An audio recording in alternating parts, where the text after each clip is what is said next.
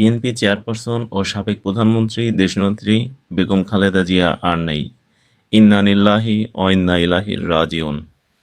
মঙ্গলবার ৩০ ডিসেম্বর সকাল ৬টায় রাজধানীর বসুন্ধরায় অবস্থিত এভারকেয়ার হাসপাতালে তিনি শেষ নিঃশ্বাস ত্যাগ করেন।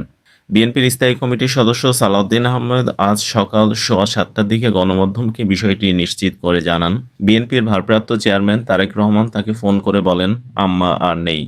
এদিকে বিএনপির মিডিয়া সেলের ভেরিফাইড ফেসবুক পেজে দেয়া এক পোস্টেও বেগম খালেদা জিয়ার মৃত্যুর খবর নিশ্চিত করা হয়েছে।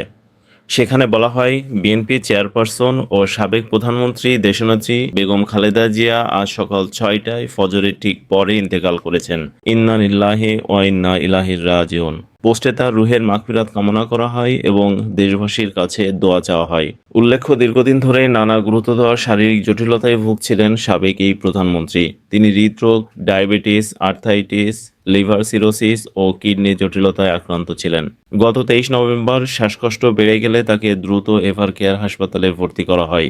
দেশি ও বিদেশি বিশেষজ্ঞ চিকিৎসকদের সমন্বয়ে গঠিত একটি মেডিকেল বোর্ডের তত্ত্বাবধানে তার চিকিৎসা চলছিল। চিকিৎসার জন্য তাকে বিদেশে নেওয়ার উদ্যোগ নেওয়া হলেও শারীরিক অবনতি হওয়ায় শেষ পর্যন্ত তা সম্ভব হয়নি।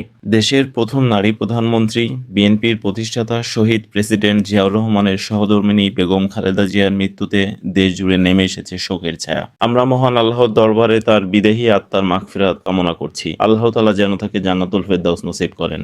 আমিন।